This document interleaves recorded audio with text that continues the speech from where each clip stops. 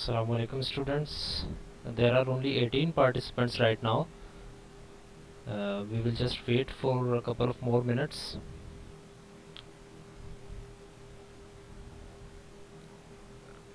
Okay, Muzaffar Hussain, noted.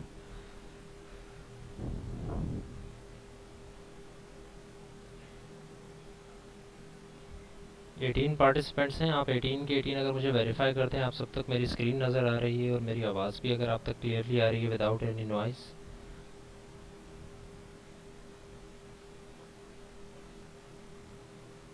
ठीक है जी।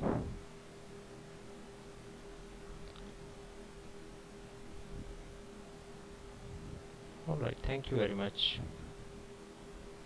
सो आज की चले 2-3 मिनट इंतज़ार कर लेते हैं, शायद आ जाएं, बट आई हाईली डाउट के स्टूडेंट्स आ सकेंगे सारे।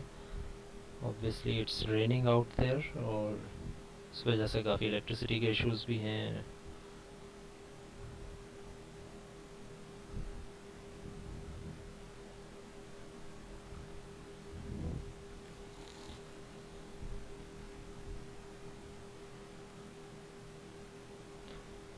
So let's just start the class slowly. हम स्लोली स्टार्ट करते हैं अपने टॉपिक को, और फिर जब आएंगे तो हम बाकी चीज़ें भी ज़्यादातर रिपीट कर ही रहे होते हैं, तो उनको भी वो बातें समझ में आ जाएंगी hopefully. So today's topic is of inheritance and it's a topic जो कि it is one of the basic component of object oriented programming. अभी तक हमने जो काम किए वो ज़्यादातर रिलेटेड थे सिर्फ बेसिक्स से, यानी कि क्लास बनती किस तरह से, उस क्लास में क्या क्या होना चाहिए, इस तरह के इश्यूज़। तो उसके अलावा जो है बहुत सारे दो तीन और कंपोनेंट्स हैं जो कि ऑब्जेक्ट ओरिएंटेड प्रोग्रामिंग की बैकबोन हुआ करते हैं, जो कि हमने आई थिंक फर्स्ट कुछ लेक्चर्स के अंदर उनके नाम भी लिए थे।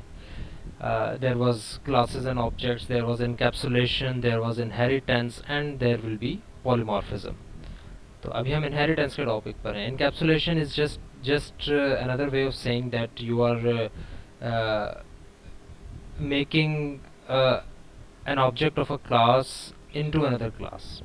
तो जिस तरह से हमने क्लास के रिलेशनशिप्स को डिस्कस किया था ना, in which we discussed about composition, aggregation, association, इस तरह की चीज़ें जो हैं, या सिंपली आप डाटा मेंबर्स को जब आप जमा करके और एक क्लास के अंदर बना देते हैं, तो that is also known as encapsulation. आप चीज़ों को इनकैप्सुलेट करके रीयूज़ कर रहे होते हैं। तो पॉलीमॉर्फिज्म इसके बाद पढ़ेंगे। इनकैप्सुलेशन और क्लासेस ऑब्जेक्ट्स को हम देख चुके हैं। इनहेरिटेंस को हम आज देख रहे हैं। It is one of the basic components of object oriented paradigm. So CR I think अगर आ चुके हैं तो वो स्क्रीनशॉट काइंडली अभी ले लें। मैं फिर एक और दफ़ा भी बताऊंगा, तो आप मुझे तीनों चारों स्क्रीनशॉट दे दीजिएगा, क्योंकि अटेंडेंस जो है वो कुछ स्टूडेंट्स की लाइट शायद चली जाए, या कुछ के यहाँ बारिश हो रही हो, इस तरह की कोई सीन हो जाए, तो हम क्लास में 2-3 दफ़ा जो है वो स्क्रीनशॉट लेंगे। तो एक स्क्रीनशॉट अभी ले लें काइंडली, और उसके बाद जो है फिर हम नेक्स्ट टाइम भी मैं आपको फिर आइडेंटिफाई कर दूंगा कि अभी आप स्क्रीनशॉट ले लें। CR हैं क्लास में?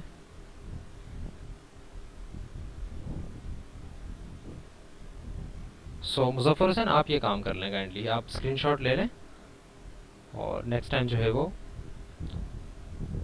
मैं दूसरे किसी स्टूडेंट को बोल दूंगा, तो वो दोनों तीनों जो होंगे, तीनों टाइम के स्क्रीनशॉट्स, चारों टाइम के स्क्रीनशॉट्स वो मुझ तक आ जाएंगे। ईमेल कर दीजिएगा मुझे, लेते साथ ही आप मुझे ईमेल कर दें, ताकि हमें टाइम का भी थोड़ा सा डिफरेंस पता लग जाए कि ये ईमेल किस टाइम आई हुई है, तो मतलब ये इस टाइम की जो है अटेंडेंस है।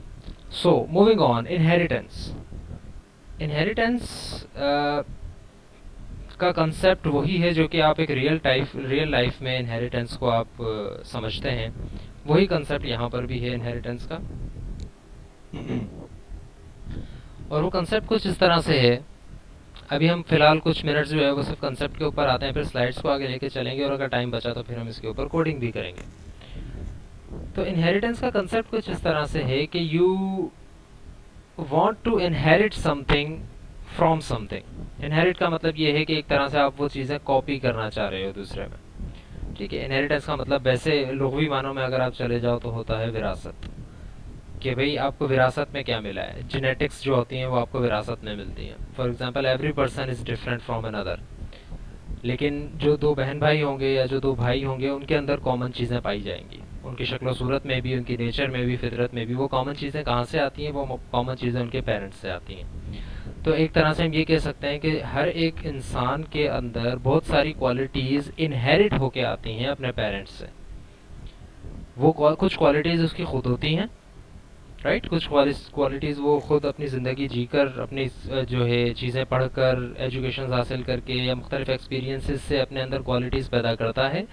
और कुछ क्वालिटीज़ होती हैं जो कि उसके पेरेंट्स की तरफ से जेनेटिकली उसके पास आ रही होती हैं, राइट। कि भाई ये फ़लाँ बंदा जो है ये बड़ा दिल का खुला है, ये फ़लाँ बंदा जो है वो बड़ा कंजूस है, कि भाई इसकी फैमिली में इस तरह से, या फ़लाँ बंदा जो है वो क्या कहते हैं, उसका माइंड जो है वो बिज़नेस वाला है, वो बिज़नेस करना चाहता है बिकॉज उसके फादर जो हैं वो, उसके फादर और उसके ग्रैंडफादर और उसकी पूरी पुश्तें जो है वो बिज़नेस के बैकग्राउंड से आ रही हैं। इस तरह की काफ़ी चीज़ें होती हैं जो कि आप जेनेटिकली इनहेरिट करते हो। लेकिन not every person is exactly the same as their father और देयर मदर और their grand parents. So it is a concept of inheritance कि कुछ चीज़ें आप इनहेरिट करते हो और कुछ चीज़ें आप अपनी तरफ से बनाते हो। तो फॉर एग्जांपल, हम एक एग्जांपल लेते हैं थोड़ी छोटी सी, उसके बाद फिर इसको सी प्लस प्लस के अंदर और ऑब्जेक्ट ओरिएंटेड प्रोग्रामिंग के अंदर इनहेरिट करने की कोशिश करेंगे। सबसे पहली चीज़ ये कि let suppose we take something, say a person, there is a person, okay. अब एक एम्प्लॉई है, अगर एक स्टूडेंट है, एक टीचर है, एक बैंकर है, एक शॉपकीपर है, whoever that person is, he or she is still a person, right? एक अगर बंदा एम्प्लॉई हो जाता है तो इसका मतलब ये नहीं है कि अब वो एम्प्लॉई है, अब वो पर्सन नहीं है, राइट। इसी तरह से अगर एक बंदा स्टूडेंट हो जाता है तो इसका मतलब ये नहीं होता कि वो स्टूडेंट हो गया, अब वो पर्सन नहीं रहा। एक शॉपकीपर का मतलब ये नहीं होता कि अब वो शॉपकीपर में कन्वर्ट हो गया, अब वो पर्सन नहीं रहा। बिल्कुल इसी तरह let's suppose there is an example of fruits. Apple is a fruit. अब एप्पल अगर वो हो गया है, कोई फ्रूट अगर एप्पल बन गया है तो इसका मतलब ये थोड़ी ना है कि अब वो फ्रूट नहीं रहा, अब वो एप्पल बन गया है। Apple is kind of a fruit. So हम ये कह सकते हैं कि एप्पल के अंदर अपनी प्रॉपर्टीज़ भी कुछ हैं, उसकी शेप कुछ मुख्तलिफ है और उसका टेस्ट मुख्तलिफ है, उसके अंदर केमिकल्स मुख्तलिफ हैं, बट उसके अंदर एक प्रॉपर्टी सेम है जो कि सब फ्रूट्स में होती है। वो ये कि वो लेट सपोज कि वो पेड़ पे उगता है, राइट। तो हम ये कहते हैं कि जो चीज़ पेड़ पे उगती है, फॉर एग्जांपल कि जो चीज़ पेड़ पे उगती है वो उसको हम फ्रूट कहेंगे। तो obviously orange is also a fruit, Apple is also a fruit, mango is also a fruit. तो जब ये सारी चीज़ें फ्रूट हैं तो इसका मतलब है कि ये तीनों की तीनों चीज़ें एक फ्रूट से इनहेरिट हुई हैं। इनके अंदर वो सारी प्रॉपर्टीज़ हैं जो कि फ्रूट में होती हैं, लेकिन इनके अंदर एडिशनल अपनी प्रॉपर्टीज़ भी हैं। जिस तरह अभी मैंने पर्सन की एग्जांपल ली, जिस तरह से अभी मैंने एक फादर चाइल्ड की एग्जांपल ली, यही कंसेप्ट हम लेकर आते हैं इनहेरिटेंस के अंदर, सी प्लस प्लस की इनहेरिटेंस के अंदर। और सी प्लस प्लस की इनहेरिटेंस में भी बिल्कुल इसी तरह होता है कि we were talking about classes. तो let's suppose there is a class, say shape की एक क्लास है, किसी सी क्लास है शेप की। शेप कोई भी हो सकती है, स्क्वायर भी हो सकती है और ट्रायंगल भी हो सकती है, सर्कल भी हो सकती है। These are all shapes. But अगर मैं ये कहूँ, फॉर एग्जाम्पल मैं आपको यहाँ लिख के दिखाता हूँ, not according to coding but according to just telling you something. So let's suppose there is a class shape. अब मैं बात कर रहा हूँ प्रोग्रामिंग की। फॉर एग्जांपल एक क्लास शेप है। अब इस शेप के अंदर कुछ प्रॉपर्टीज़ हैं, राइट। मैं एक्स कर देता हूँ कि भाई इसकी एक्स प्रॉपर्टीज़ है। अब एक्स का मतलब ये नहीं है कि ये कोई डाटा मेंबर बना हुआ है या कोई मेंबर फंक्शन है, बस कुछ प्रॉपर्टीज़ हैं इसके अंदर। इस पूरी चीज़ को मैंने कह दिया कि भाई फॉर एग्जांपल इसके अंदर हज़ारों फंक्शंस भी हैं, हज़ारों डाटा मेंबर्स भी हैं, जो भी चीज़ें एक्स चीज़ें हैं इसके अंदर, शेप की क्लास के अंदर एक्स चीज़ें हैं। लेट्स सपोज मैं अगर एक स्क्वायर की क्लास बनाता हूँ, स्क्वायर की क्लास के अंदर क्या वो सारी प्रॉपर्टीज होनी चाहिए जो कि एक शेप की क्लास में है? यस और नो?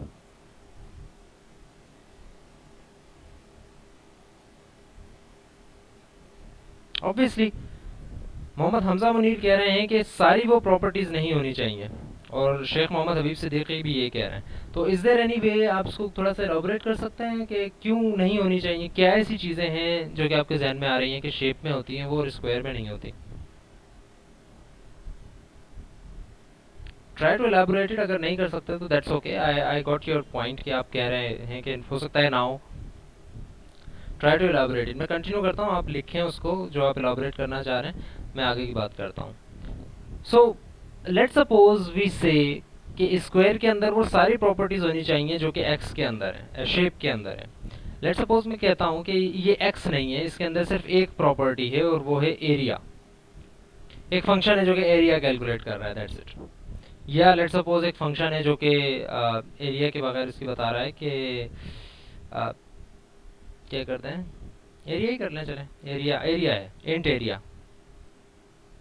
कोई एरिया होगा शेप का, स्क्वायर का भी कोई एरिया होता है, सर्कल का भी कोई एरिया होता है, हर किसी क्लोज्ड शेप का एक एरिया होता है, राइट। तो जो स्टूडेंट कह रहे थे कि नहीं ऐसा लाजमी नहीं है, तो उनकी मेरे ख्याल से ये बात आ रही है कि शेप तो कोई भी हो सकती है लेकिन स्क्वायर सिर्फ एक ही शेप का नाम है, ठीक है। तो all of these classes are different from each other, ठीक है। लेट्स कंटिन्यू, हम अपने कंसेप्ट को दोबारा क्लियर करने की कोशिश करते हैं। अभी क्लियर हुआ नहीं है, I am just trying to make it clearer and clearer. So let's suppose shape के अंदर एक प्रॉपर्टी होती है एरिया। हर शेप का एक एरिया होता है, राइट। हर क्लोज्ड शेप का एक एरिया होता है, सर्कल का भी एक एरिया है और पैरेललोग्राम का भी एक एरिया होता है, हर चीज़ का एक एरिया होता है।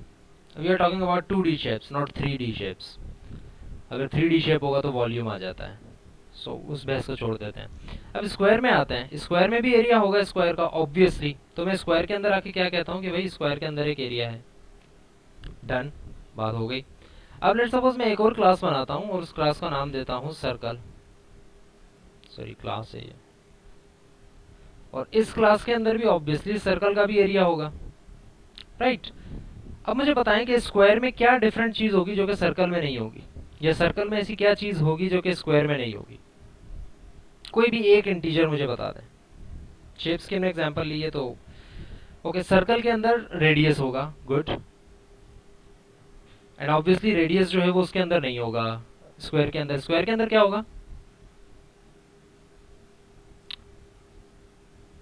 स्क्वायर के अंदर क्या होगा, लेंथ। रिमेंबर कि मैं सिर्फ लेंथ की बात कर रहा हूँ, मैंने विड्थ की बात नहीं की, क्योंकि we are not talking about rectangle, we are talking about square. Square में चारों साइड्स बराबर होती हैं, लेंथ भी और विड्थ भी। तो अगर मैं लेंथ ले लेता हूँ तो इसका मतलब है कि विड्थ भी वही है। सो जस्ट अज्यूम, जिस तरह से हमने रेडियस ये नहीं लिया कि भाई टॉप से रेडियस कितना है और बॉटम से रेडियस कितना है, क्योंकि रेडियस तो इक्वल ही होता है। तो भाई स्क्वायर के अंदर लेंथ होता है, इसके अंदर रेडियस होता है। अब एक बात सोचें ज़रा, आप सिंपल रख के हम सब कंसेप्ट को थोड़ा सा समझने की कोशिश कर दें कि ये क्लास है, इसके अंदर दो चीज़ें हैं, एरिया भी है और रेडियस भी है। इसके अंदर भी एरिया भी है और रेडियस भी है, शेप के अंदर सिर्फ एरिया है। कंसिडर करें कि इस शेप के अंदर सिर्फ एरिया नहीं बल्कि से 10 और चीज़ें हैं।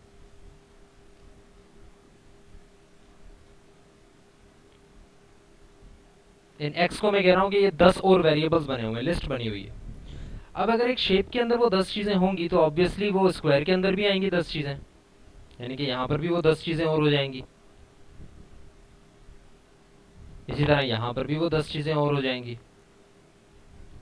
राइट। बात समझ रहे हैं।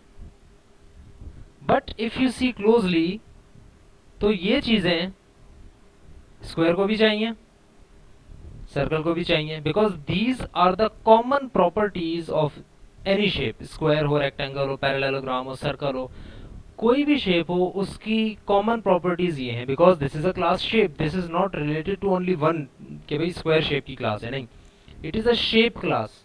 तो इसके अंदर वो प्रॉपर्टीज होंगी जो कि हर शेप में होती हैं। हर शेप का एक एरिया होता है, या उसके अलावा लेट्स सपोज 10 और चीज़ें हैं। तो क्या हम ये 10-11 चीज़ें, 15-20 चीज़ें हर क्लास के अंदर लिखना पसंद करेंगे, जबकि फ़र्क सिर्फ इतना है कि स्क्वायर के अंदर सिर्फ लेंथ की एडिशन हो रही है, सर्कल के अंदर सिर्फ रेडियस की एडिशन हो रही है, बाकी 12-15 जो भी वेरिएबल्स हैं वो सेम है, इसमें भी, इसमें भी और इसमें भी। सो इस सिचुएशन को देखते हुए हम ये कहते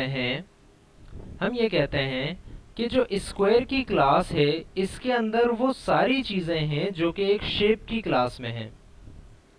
तो क्यों ना हम इस स्क्वायर की क्लास को इनहेरिट कर दें। I am not writing the correct code here, I am just trying to get you the idea.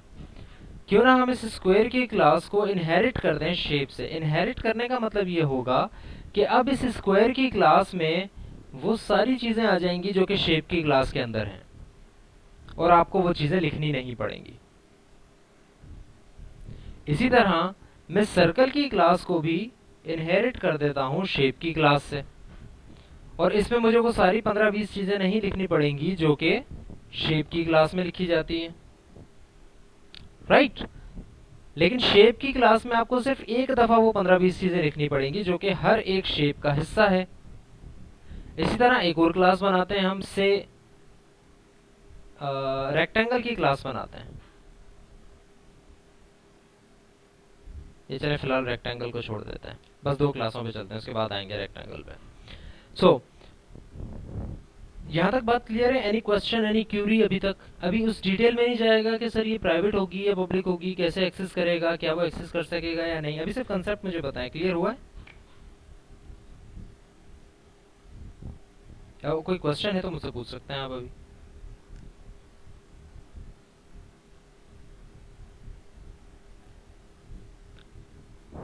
ठीक है, so a lot of students are saying clear, there is no question as of yet. तो अभी तक हमने बात सिर्फ ये की कि we can inherit some classes, we can inherit some things. बिल्कुल इसी तरह एक और एग्जांपल लेते हैं, इसी चीज को हम रिपीट कर लेते हैं और एक और एग्जांपल लेते हैं। लेट्स सपोज एम्प्लॉई, एम्प्लॉई के पास एक सैलरी होगी। लेट्स से भाई एम्प्लॉई है, एक क्लास एम्प्लॉई बनती है, उसके पास क्या होगी? उसकी एक सैलरी होगी,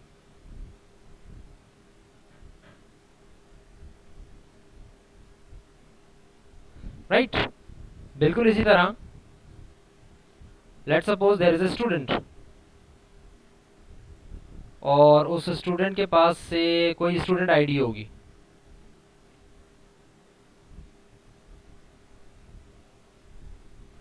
ठीक है, मैंने 2 क्लासेस बनाई, एक स्टूडेंट की और एक एम्प्लॉय की।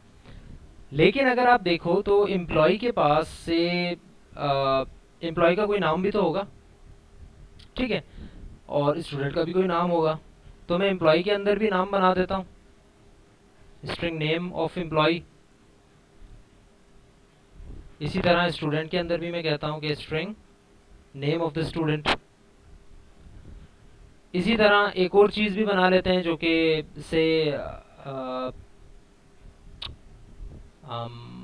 एम्प्लॉय के पास, एम्प्लॉय का एक नेम होगा, एम्प्लॉय की सैलरी होगी, से रेजिडेंस उसकी बना लेते हैं, स्ट्रिंग बनाते हैं उसका सिटी के वो रहता कहाँ है, एम्प्लॉय।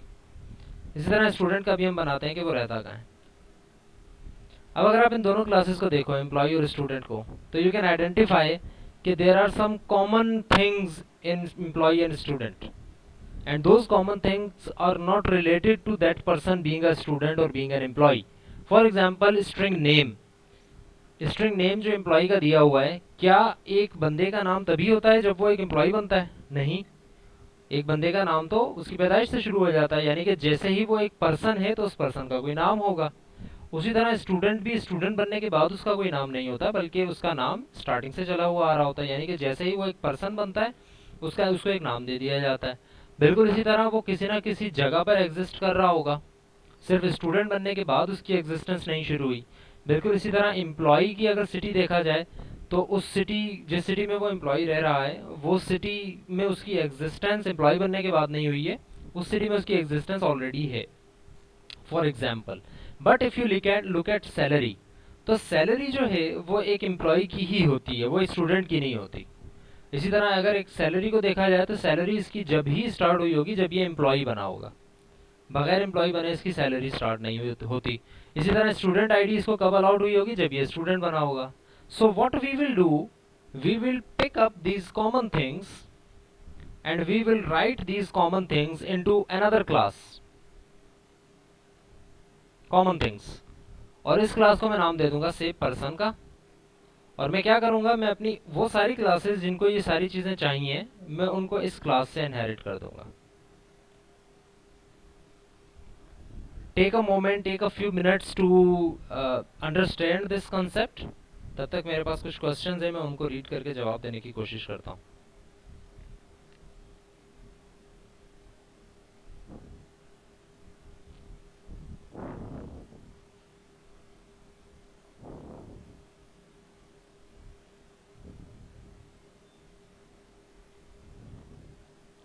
ठीक है, ज़ीशान अली को कन्फ्यूजन है कुछ, ठीक है, वो दूर हो जाएगी ज़ीशान अली। आप कह रहे हैं कि वैल्यूज़ फिर मिक्स होना शुरू हो जाएंगी, तो उस पर आते हैं बाद में, जब हम कोडिंग के ऊपर आएंगे तो हम देखते हैं। Excuse me a minute.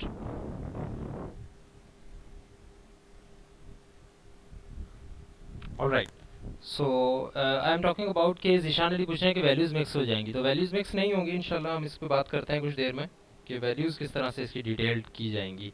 Muzaffar Hussain कह रहे हैं कि suppose if square and circle have content object of another class, both are being used in these classes, so how to access by shape in inheritance string। अच्छा, access के ऊपर हम बात करते हैं, आपकी एग्जांपल थोड़ी सी स्पेसिफिक है मुजफ्फर, इस पे बात करते हैं।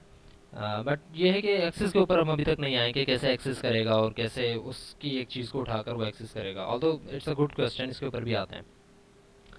और आप कह रहे हैं कि string name and string city have been used in inheritance because both are being used. ठीक है, हाँ यही बात है कि स्ट्रिंग नेम और स्ट्रिंग सिटी जो है वो हम एक क्लास में डाल देंगे और उससे हम इस क्लासेस को इनहेरिट करेंगे। नकाश यूनस कह रहे हैं कि अच्छा ठीक है, वो आपका मैनेजमेंट इशू, ठीक है, नोटेड।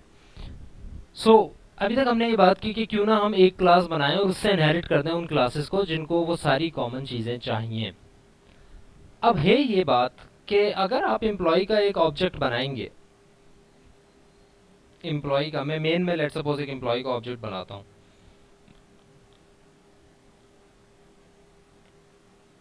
ऐसे ही बनेगा, ठीक है। जब ये ऑब्जेक्ट बनेगा तो होगा क्या एक्चुअली, तो होगा कुछ इस तरह कि जब ये एम्प्लॉय का ऑब्जेक्ट बनेगा, साथ ही साथ ओके, जैसे ही एम्प्लॉय का ऑब्जेक्ट बनेगा साथ ही साथ पर्सन का भी एक ऑब्जेक्ट बन, जिस तरह कंपोजिशन में हम नहीं करते थे कि एक ऑब्जेक्ट बन जाएगा, but in this situation we can not actually see the object, because actually object नहीं बनेगा पूरा का पूरा, बल्कि उस ऑब्जेक्ट के अंदर यानी उस क्लास के अंदर जो प्रॉपर्टीज हैं वो एग्जिस्टेंस में आ जाएंगी। आपको ये नहीं मिलेगा कि भाई एक ऑब्जेक्ट बन गया है जिसका नाम ये है, जिस तरह से हम कंपोजिशन में बनाते थे कि भाई पीएफ का हमने ऑब्जेक्ट बना दिया, सब्जेक्ट पीएफ। अब वो एक कोर्स की क्लास के अंदर अगर सब्जेक्ट की क्लास का ऑब्जेक्ट बना हुआ है तो हमें उस ऑब्जेक्ट का नाम पता होता था, बट यहाँ पर हमें नाम नहीं पता, कोई ऑब्जेक्ट नहीं बन रहा independently. It is a dependent, good Muzaffar, it is a dependent object. और ऐसा डिपेंडेंट ऑब्जेक्ट है जिसका नाम आपको नहीं पता, आप उसको एड्रेस कर सकते हो, दिस करके एड्रेस कर सकते हो इसके मेंबर फंक्शंस के अंदर, बट एक्चुअली वो जो ऑब्जेक्ट है वो आप उसको एक्सप्लिसिटली बना नहीं सकते। इसको मैं वेरीफाई करके भी आपको दिखाऊंगा कि ऐसा क्यों है। दूसरी बात ये है कि जब आप एम्प्लॉय का ऑब्जेक्ट बनाओगे तो उसके अगेंस्ट क्या क्या चीज़ें बनेगी, मैं नीचे लिस्ट कर रहा हूँ अगेंस्ट क्या क्या चीज़ें बनेगी। सबसे पहले एम्प्लॉय का ऑब्जेक्ट जब बनेगा तो क्या बनेगा, सैलरी बन जाएगी, ठीक है, क्योंकि वो एम्प्लॉय के अंदर है, और एम्प्लॉय के जितने भी मेंबर्स हैं और मेंबर फंक्शन है वो सारे बन जाएंगे और उनको वेरीफाई कर लेगा। साथ ही साथ एक और चीज़ बनेगी वो होगी नेम, और एक और चीज़ बनेगी वो होगी सिटी। ये तीन चीज़ें बन जाएंगी एम्प्लॉय की क्लास के अंदर, एम्प्लॉय के ऑब्जेक्ट के अंदर। बट ऑब्वियसली जब आप सैलरी को एक्सेस करोगे तो आप दिस सैलरी करके करोगे, और जब नेम को एक्सेस करोगे तो आप नेम को इस क्लास में एक्सेस नहीं कर सकते या इस क्लास में एक्सेस नहीं कर सकते। आप नेम को कौन सी क्लास में एक्सेस कर सकते हो, पर्सन की क्लास में, क्योंकि ये इसका डाटा मेंबर है, ठीक है। Again don't get confuse in private होगा या पब्लिक होगा, जस्ट अंडरस्टैंड कि लेट सपोज कि मैं एक और बनाता हूँ ऑब्जेक्ट, एम्प्लॉय की क्लास का एक और ऑब्जेक्ट बनाते हैं हम, ए नाम से मैंने एक ऑब्जेक्ट बनाया, क्या क्या बनेगा भाई, तीनों चीजें बनेंगी, राइट। रिमेंबर कि बिल्कुल उसी तरह जिस तरह हर ऑब्जेक्ट के लिए सैलरी डिफरेंट बनती है, नाम सेम होता है लेकिन बनती तो डिफरेंट है, जगह डिफरेंट होती है उसकी, उसी तरह नेम और सिटी भी अलग अलग ही बनेंगे। ऐसा नहीं होगा कि भाई पर्सन स्ट्रिंग नेम और स्ट्रिंग सिटी एक ही दफा बनेगा और एम्प्लॉय आप बहुत सारे बनाते जा रहे हो, ऐसा नहीं है। हर एम्प्लॉय के ऑब्जेक्ट के अगेंस्ट जिस तरह सैलरी बनेगा उसी तरह नेम और सिटी भी बनेगा, ठीक है। इस वजह से जो एक क्वेश्चन आया था मेरे पास वो थोड़ा सा डील हो गया है यहाँ पे। ज़ीशान अली जो पूछ रहे थे कि वैल्यू मिक्स हो जाएंगी, तो वैल्यू यहाँ पर मिक्स नहीं होंगी, क्योंकि जब आप नेम और सिटी इसके साथ कॉल कर रहे होगे तो एक्चुअली इसका नेम और सिटी अलग बना हुआ है और ए का नेम और सिटी अलग बना हुआ है, ठीक है। I hope it's more clear now. तो कोडिंग पर आ जाएं, थोड़ा सा क्लियर हो चुका है कंसेप्ट इसका, ये आई थिंक पहले लेक्चर्स पे देख लेते हैं, दो तीन बातें पढ़ लेते हैं, उसके बाद फिर आते हैं कोडिंग के ऊपर। सो द ओवरव्यू इज कि हम ये सारी चीज़ें करेंगे इस क्लास के अंदर होपफुली। सो कुछ बातें पढ़ लेते हैं। सबसे पहली चीज़ ये कि inheritance takes place between multiple different classes, obviously it can not be among the same class. दूसरी चीज़ ये है कि inheritance is a phenomenon which allows a class to use under the umbrella to be use under the umbrella of another class. जिस तरह यहाँ आप देख रहे हो ना, तो अब हम इन क्लासेस को कह लेते हैं कि because this is a class inherited, ठीक है, focus on my words, this is a class inherited or derived from this class. This is a class inherited from this class. So we will say that this is a child class and this is its parent class. Right? क्योंकि वो main class जो थी उससे वो define हुआ है, drive हुआ है। तो हम ये कह देंगे कि भाई ये पेरेंट क्लास है और ये एक चाइल्ड क्लास है। इसी तरह ये पेरेंट क्लास है और ये एक चाइल्ड क्लास है।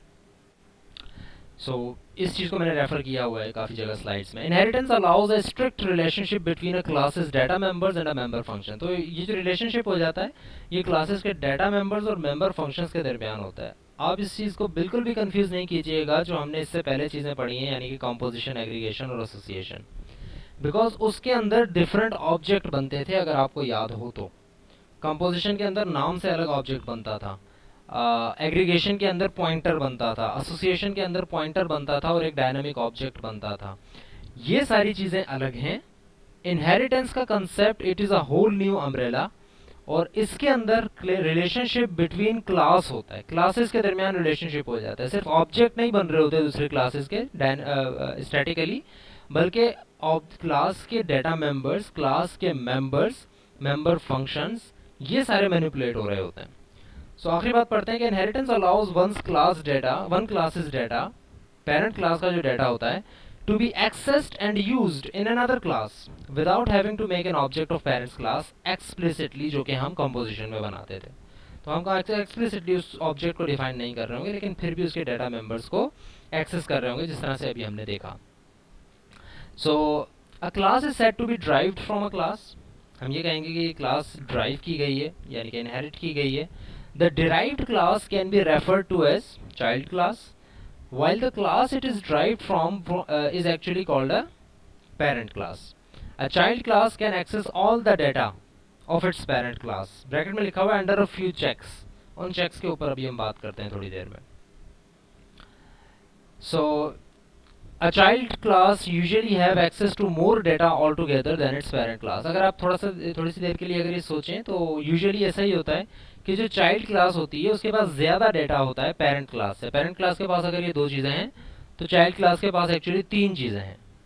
तो यूजुअली मोर डेटा होता है एक चाइल्ड क्लास के पास, क्योंकि चाइल्ड क्लास के पास अपना डेटा भी होता है और पेरेंट का सारा डेटा भी होता है। There can be multiple child classes of a single parent class. एक क्लास से आप मुख्तलिफ क्लासेस को ड्राइव कर सकते हैं, जिस तरह से हम ऑलरेडी यहाँ पर कर चुके हैं। It is a simple concept to grab. Person से आपने स्टूडेंट को भी ड्राइव किया है, एम्प्लॉय को भी ड्राइव किया है, और वाइस वर्सा ये चीज़ भी हो सकती है, यानी कि there can be multiple parent classes of a single class, right. तो एक क्लास को आप एक से ज़्यादा क्लासेस से भी ड्राइव कर सकते हो। इस कंसेप्ट को मल्टीपल इनहेरिटेंस कहते हैं। ये एक अलग टॉपिक है, बहुत लंबा टॉपिक है, इसके ऊपर बाद में बात करेंगे। अभी हम तीन चीज़ों को पहले पढ़ रहे हैं और उसके बाद फिर अगली स्लाइड के ऊपर आते हैं। There are a few comments, let me just read it.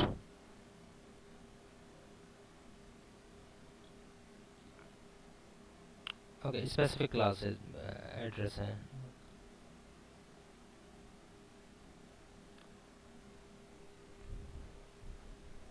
जी जी, बिल्कुल ऐसा ही है। If you inherit person class from a class then it can be accessed in employee and student. Employee और स्टूडेंट में जो है वो पर्सन की क्लास के डाटा मेंबर्स भी एक्सेस हो रहे हैं। अच्छा, अब तीन चीज़ों को ज़रा नोट डाउन कीजिएगा, वो स्लाइड में नहीं लिखी हुई है। वो चीज़ें हमने पहले भी डिस्कस की थी, बट उसमें से तीसरी चीज़ जो थी वो थोड़े से डिपेंडेंट थी इनहेरिटेंस के ऊपर, इसलिए हमने ज़्यादा बात उस पर नहीं की थी। आप लोगों को दो वर्ड्स पता हैं, एक वर्ड है प्राइवेट और एक वर्ड है पब्लिक। तीसरा जो वर्ड है वो होता है प्रोटेक्टेड। वो डिपेंड कर रहा होता है इनहेरिटेंस के कंसेप्ट के ऊपर। तो आज हम प्रोटेक्टेड को भी देखते हैं कि प्रोटेक्टेड क्या होता है।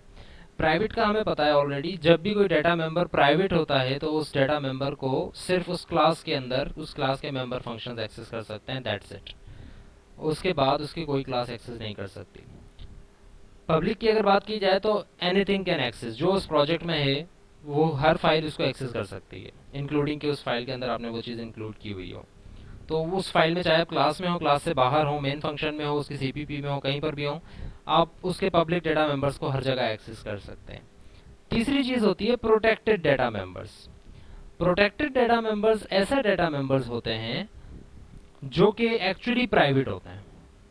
ठीक है, मैं आपको बेस से लेकर चल रहा हूँ। प्रोटेक्टेड डेटा मेंबर अगर आपने बना दिया, लेट्स सपोज मैं यहाँ पर इसको कहता हूँ कि this is a protected data member, ऐसे ही लिखेंगे ना, प्रोटेक्टेड लिख के हम कह देंगे भाई these are protected data members. इसका मतलब ये हुआ कि ये पर्सन की क्लास के प्राइवेट डेटा मेंबर्स हैं। ये प्रोटेक्टेड लिखा हुआ है लेकिन आप इसको पढ़ें ऐसे कि ये प्राइवेट लिखा हुआ है, कि भाई सेम चीजें हैं प्रोटेक्टेड और private. Just the difference is कि प्राइवेट जब डेटा मेंबर होता है तो वो इस क्लास के अलावा और कहीं एक्सेस नहीं किया जा सकता। लेकिन अगर आपका डेटा मेंबर प्रोटेक्टेड है तब भी उसमें वो सारी प्रॉपर्टीज हैं जो कि प्राइवेट में होती हैं, लेकिन एक इसके अंदर अलग चीज है, वो ये कि ये डेटा मेंबर्स उन क्लासेस को एक्सेस हो सकते हैं जो क्लासेस इस क्लास से ड्राइव्ड हैं। यानी कि जब आप इसको प्राइवेट कर देंगे, लेट्स सपोज मैं यहाँ पे प्राइवेट करता हूँ, तो इसका मतलब है कि इसकी स्कोप, इसका एक्सेस सिर्फ यहाँ तक है, नथिंग एल्स। हाँ, अब ये भी देखिएगा, ये देखिएगा कि भाई प्राइवेट के अंदर अगर आपने इसको प्राइवेट बना दिया तो इसका एक्सेस सिर्फ यहाँ पर है, बट ये बनेंगे एम्प्लॉय के ऑब्जेक्ट बनते ही। जब एम्प्लॉय का ऑब्जेक्ट बनाएंगे ना तब भी ये तीनों बनेंगे, लेकिन प्राइवेट सिर्फ ये स्पेसिफाई कर रहा है कि क्या आप इसको इस क्लास के अंदर एक्सेस कर सकते हो या नहीं। नेम और सिटी को एक्सेस कर सकते हो इस क्लास के अंदर या नहीं, नहीं कर सकते, because this is private. Although आपने इससे इसको ड्राइव कर लिया है, लेकिन इसके मेंबर्स को आप यहाँ पर एक्सेस नहीं कर सकते। इसके मेंबर बनेंगे लेकिन आप एक्सेस नहीं कर सकोगे क्योंकि वो प्राइवेट है। लेकिन अगर आप कर देते हो इसको प्रोटेक्टेड, तो अब ये होगा कि अब भी ये बनेंगे लेकिन अब इस क्लास के अंदर एक्सेस हो सकेंगे, इस क्लास के अंदर एक्सेस हो सकेंगे। Let's suppose there is another class of से सर्कल की एक क्लास बनाते हैं हम।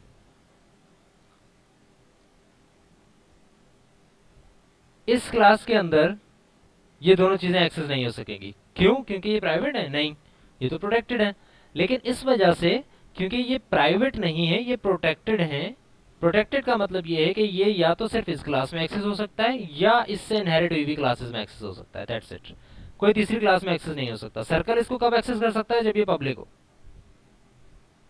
अब ये भी क्लास एक्सेस कर सकती है, ये भी, ये भी, ये भी। प्राइवेट कर दिया,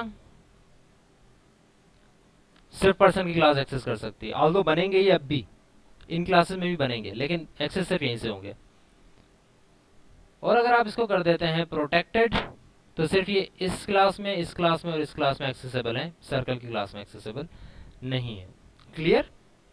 अब तीनों चीजें समझ आ गई। हमने अभी तक प्राइवेट और पब्लिक पे बात की थी, सिर्फ प्रोटेक्टेड के ऊपर हमने अभी तक बात नहीं की थी, जो कि अभी मैंने आपको समझा दी है। Any question, any Curie? तब तक मैं आई थिंक कोड ब्लॉक्स खोल लूँ, हम फिर कोड की तरफ आते हैं। कोड ब्लॉक्स,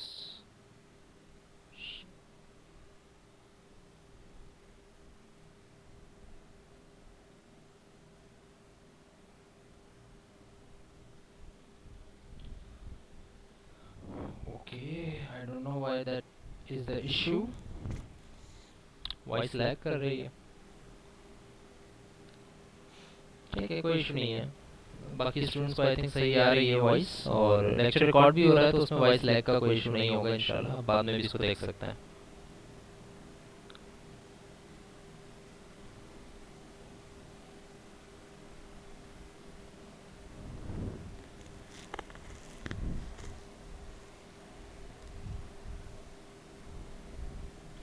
जी हाँ, बिल्कुल Muzaffar Hussain, you are right.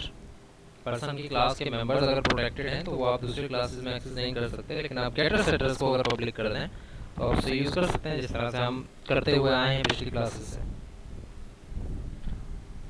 There must be any internet issue, so just bear with me. जब तक इंटरनेट इशू है तब तक ये मसला आएगा, उसके बाद हम वरना ये लेक्चर रिकॉर्ड हो रहा है, आप उसकी रिकॉर्डिंग भी जाकर देख सकते हैं। जहाँ जहाँ वॉइसेस लैग कर रही हैं वहाँ पे आप जाकर रिकॉर्डिंग में देख सकते हैं।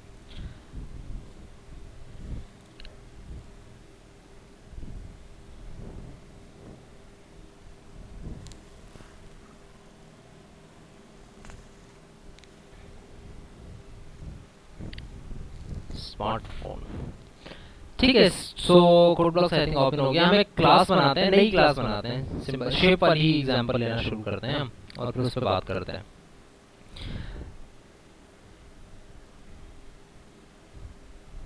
सो हम एक नया प्रोजेक्ट बनाते हैं. Sorry, this screen.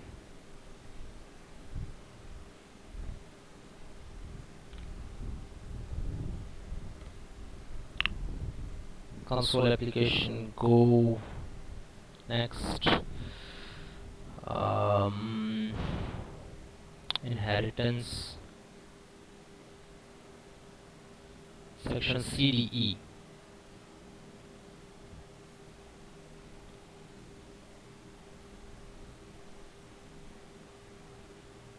सो हम यहाँ पे न्यू एम्प्टी फाइल बनाते हैं, उसका नाम दे देते हैं shape.h.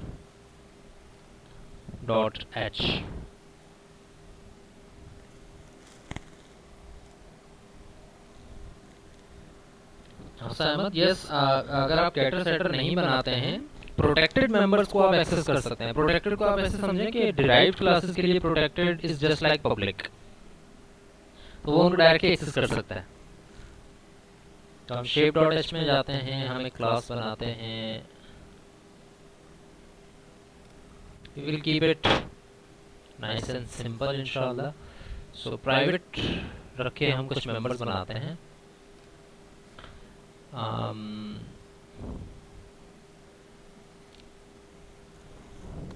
Area, yes, area. चलिए बस इसका हम यही करते हैं, इसकी गेटर सेटर्स और ये सारी चीज़ें नहीं करते हैं. हम सिर्फ ये चाह रहे हैं कि ये जो एरिया बना हुआ है ना, ये जो एरिया है ये बाकी क्लासेस के अंदर भी होगा. हम इस एरिया को अलग से यहाँ पर सेट नहीं करेंगे. चलें इसका एक एक्सक्यूज मी पब्लिक कंस्ट्रक्टर बना लेते हैं हम शेप का, और साथ ही साथ हम इसका प्रिंट डेटा भी बना लेते हैं, प्रिंट शेप. ठीक है. अब आते हैं शेप CPP के ऊपर.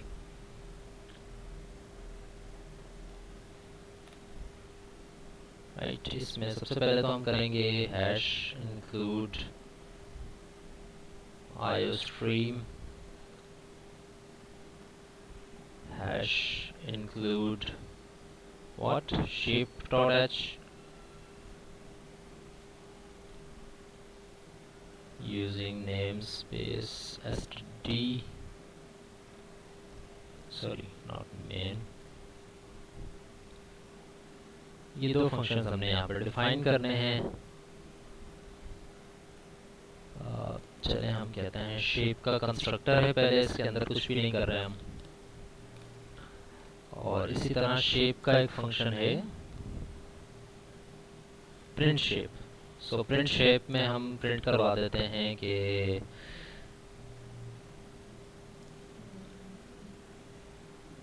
पहले हम आइडेंटिफाई कर लें कि ये शेप है. Shapes print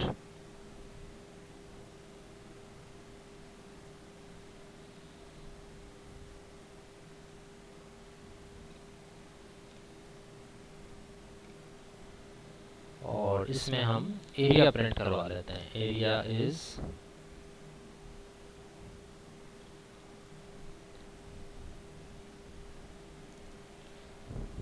area.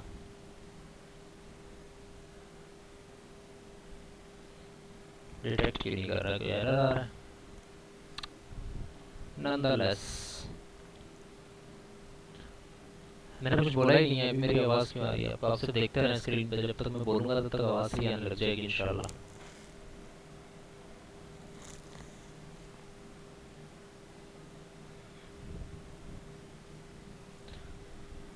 ठीक है, I think that should be it. ये हो गया हमारा शेप की क्लास.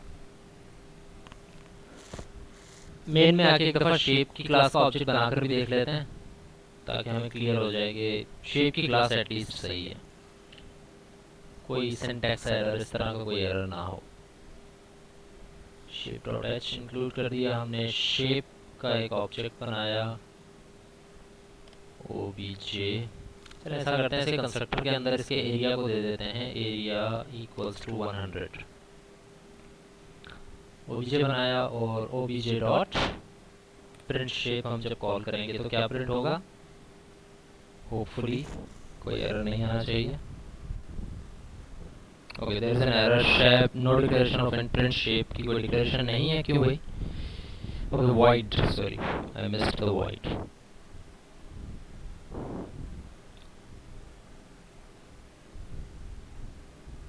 ठीक है, तो ये आ रहा है एरिया 100, तो यहाँ तक तो बात सही है. अब आते हैं स्क्वायर के ऊपर. So new file square.h.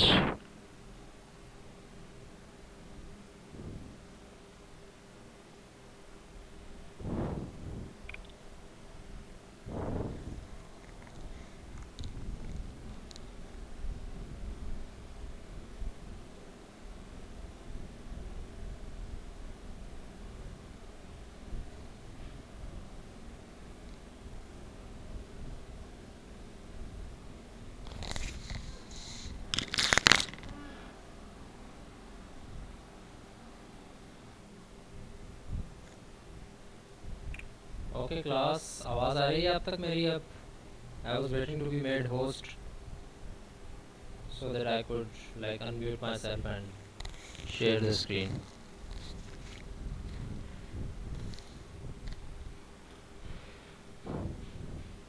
Can you hear me?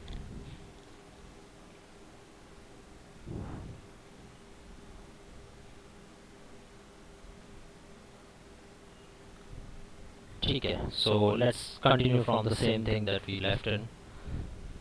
So square की क्लास हम बना रहे हैं. क्लास स्क्वायर, और इस क्लास के अंदर हम प्राइवेट डाटा मेंबर्स रख देते हैं इंट लेंथ, और इसके अंदर पब्लिक डाटा मेंबर्स में हम सबसे पहले तो इसका कंस्ट्रक्टर लगा देते हैं, और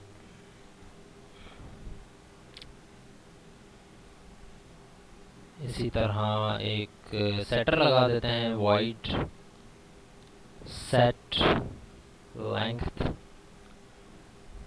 जो कि एक इंटीजर टाइप लेगा, और इसी तरह एक रिटर्न भी करवा देते हैं. ये चलें, सिर्फ प्रिंट करवा देंगे, यहाँ पे रिटर्न की ज़रूरत नहीं है. चलें बना लेते हैं, क्या पता आगे इनहेरिटेंस के बाद ज़रूरत पड़े हमें. हिंट गेट लेंथ, और इसी तरह एक वाइड प्रिंट स्क्वायर का भी एक फंक्शन बना लेते हैं. ठीक है, ओके नाउ देन अब आते हैं प्रिंट स्क्वायर किसी भी पे. Yes, so hash include square dot cpp. Yes, hash include iostream, hash include square dot h using namespace standard.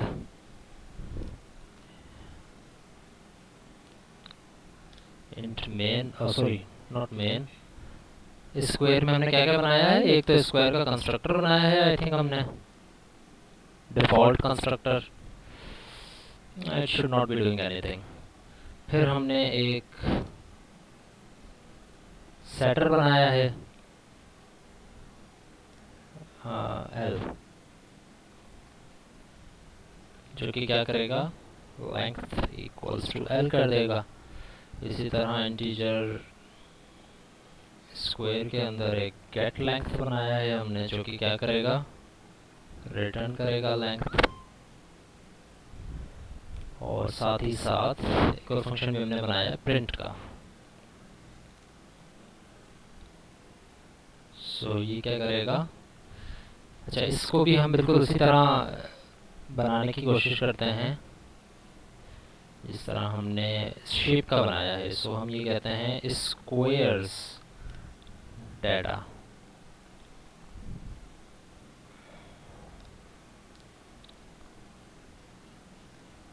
और यहाँ पर हम क्या क्या प्रिंट कर देंगे. स्क्वायर के अंदर क्या क्या है,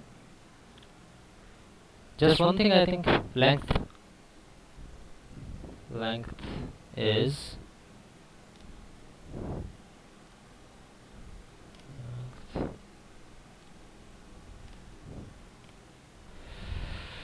ठीक हो गया।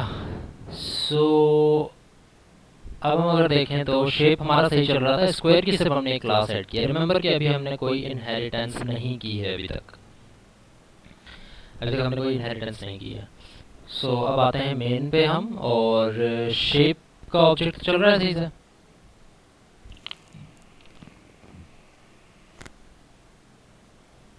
ठीक है, तो आउटपुट आ रही है शेप की। अब क्यों ना हम शेप को कमेंट कर दें फिलहाल, और बनाना शुरू करते हैं हम स्क्वायर। हम कहते हैं कि भाई स्क्वायर बनेगा एक, एसक्यू नाम रख देते हैं उसका। डिफ़ॉल्ट कंस्ट्रक्टर अगर हमारे पास मौजूद है तो यहाँ पर हमें कोई चीज़ देने की ज़रूरत नहीं है, राइट। डिफ़ॉल्ट कंस्ट्रक्टर है और वो कर कुछ भी नहीं रहा है। तो हम स्क्वायर एक बना दिया ऑब्जेक्ट, हम उसकी वैल्यू सेट कर देते हैं। एसक्यू डॉट सेट लेंथ हम उसकी कर देते हैं से 5, और ये हो गया आपका प्रिंट स्क्वायर। अगर मैं कॉल करूँ तो क्या होगा, एसक्यू डॉट प्रिंट स्क्वायर, तो 5 प्रिंट हो जाना चाहिए। Length is 5, something like that. So there is a square was not declared in this scope. Okay, square dot h को मैंने इंक्लूड कर दिया। चलिए इसको भी मैं देख ही लेता हूँ ताकि दोनों चीज़ें वेरीफाई हो जाएं हमें। ठीक है, तो अब अगर आप देखें तो शेप का ऑब्जेक्ट बना ओबीजे डॉट प्रिंट शेप ने ये प्रिंट कर दिया एरिया 100 हमने इसके डिफॉल्ट में ही 100 असाइन कर दिया था, सेटर नहीं बनाया था। और square data length is 5 print कर रहा है। अभी तक कोई इनहेरिटेंस नहीं हुई है, अभी तक हमने डायरेक्टली सिर्फ और सिर्फ जो है स्क्वायर का अलग ऑब्जेक्ट बनाया है और शेप का अलग ऑब्जेक्ट बनाया है। ठीक है, तो शेप के अंदर जो है वो सिर्फ एक डिफॉल्ट कंस्ट्रक्टर बना हुआ है जो कि शेप एरिया इक्वल टू 100 कर रहा है। हम ये कर सकते हैं कि डिफॉल्ट के साथ साथ इसका सेटर भी बना लेते हैं, वॉइड सेट एरिया, और उसमें हम इंटीजर भेज देंगे। कोई सेटर गेटर्स बना लेते हैं, चलें इसके भी इंटीजर गेट एरिया, ताकि आइडेंटिकल क्लासेस हो जाए हमारी। बिल्कुल इसी तरह कंट्रोल सी। फिर ये है कि इसमें हम कुछ नहीं करेंगे, सेटर से हम सेट करवाएंगे अगर हमें कोई चीज़ सेट करवाने की ज़रूरत पड़ेगी तो सेट एरिया इंटीजर ए, और हम ये कह देंगे कि भाई एरिया इक्वल्स टू ए, जो भी ए में है वो एरिया में आ जाए। बिल्कुल इसी तरह इंटीजर शेप गेट एरिया, ठीक है, और इसमें हम कर देंगे रिटर्न एरिया। ठीक हो गया, तो आई think this should be it. Main में हम एक और दफ़ा इसको वेरीफाई कर लेते हैं। ओबीजे हमने बनाया है, प्रिंट करने से पहले हम ओबीजे की वैल्यू सेट भी कर लेते हैं। सेट एरिया से मैं कहता हूँ 40 हो जाए, और फिर हम ये करें तो ये देखें बिल्कुल आइडेंटिकल चीज़ें हो गई, दोनों आइडेंटिकल क्लास हैं, सेम क्लासेस हैं, बस ये शेप है, इसमें एरिया है। जो एरिया के साथ हो रहा है डिफॉल्ट कंस्ट्रक्टर बना हुआ है, वही यहाँ पर लेंथ के साथ हो रहा है डिफॉल्ट कंस्ट्रक्टर बना हुआ है। This should work fine for now. Yes, the output is there. So वही काम हो रहा है, सिर्फ बस एक 100 हमने डायरेक्ट जो हार्ड कोड किया हुआ था उसको हम हार्ड कोड नहीं कर रहे हैं, हमने उसको भी सेटर के थ्रू सेट करवा दिया है। अब आते हैं कि हम क्लास को करते हैं इनहेरिट। तो इनहेरिट जब हम क्लास को करने जाएंगे तो उसका बड़ा सिंपल सा तरीका है कि आप इसके आगे कॉलन लगाएं और क्लास का नाम लिख दें जिस क्लास से आप इनहेरिट करना चाह रहे हैं। ये इस क्लास से इनहेरिट हो गई, बट एक एडिशनल चीज़ भी आपको यहाँ पर लिखनी पड़ेगी शेप से पहले। उसके ऊपर अब फिलहाल मेरी थोड़ी बातें सुन लें, उसके बाद हम इसकी वो चीज़ लिखेंगे। क्या चीज़ लिखनी पड़ेगी? वही चीज़ें लिखनी पड़ेंगी आपको यहाँ पर जो आप क्लास के डेटा मेंबर्स को डिफाइन करने से पहले लिखते हो, यानी कि प्राइवेट, पब्लिक और प्रोटेक्टेड, वो आपको यहाँ लिखना पड़ेगा। यानी कि अब एक बात हमें वाज़ेह हो रही है कि जब भी आप इनहेरिटेंस करोगे तो इनहेरिटेंस सिंपली आप इनहेरिटेंस नहीं कर सकते। जिस तरह आप यहाँ पर सिंपली इंट लेंथ डिफाइन नहीं कर सकते ना, वो बाय डिफॉल्ट कुछ ना कुछ हो जाएगा, या तो प्राइवेट हो जाएगा या पब्लिक हो जाएगा या प्रोटेक्टेड हो जाएगा। बिल्कुल इसी तरह आप यहाँ पर जब इनहेरिटेंस कर रहे होगे तो आप डायरेक्ट इनहेरिटेंस नहीं कर सकते, आपको 3 तरह की इनहेरिटेंस करनी पड़ेगी। अब उस पर आते हैं, या तो पब्लिक इनहेरिटेंस, या यहाँ पर आप लिख दो प्राइवेट इनहेरिटेंस या आप लिख दो प्रोटेक्टेड इनहेरिटेंस। इन तीनों में फ़र्क क्या है, ज़रा उसकी बातें सुन रहे हैं। ये देखें type of inheritance with respect to, अच्छा टाइप ऑफ इनहेरिटेंस बहुत सारी हो सकती है, यानी कि अगर आप क्लासेस के नंबर के हिसाब से चलोगे कितनी क्लासेस से इनहेरिट हुआ है तो उसको हम कोई और चीज़ कहते हैं, उसको हम कहते हैं मल्टीपल इनहेरिटेंस। एक से ज़्यादा क्लासेस से इनहेरिटेड हुआ है और उसके अंदर कुछ और प्रॉपर्टीज़ भी एग्जिस्ट कर रही हैं तो उसको हम कहते हैं हाइब्रिड इनहेरिटेंस। तो अलग अलग तरह के एट्रीब्यूट्स को देखते हुए इनहेरिटेंस की टाइप्स डिफाइन की हुई हैं। तो अगर हम सिर्फ एक्सेस मॉडिफायर्स को यानी पब्लिक, प्राइवेट और प्रोटेक्टेड को देखते हुए हम अगर डिफाइन करें तो तीन तरह की इनहेरिटेंस होती है, पब्लिक इनहेरिटेंस, प्राइवेट इनहेरिटेंस और प्रोटेक्टेड इनहेरिटेंस।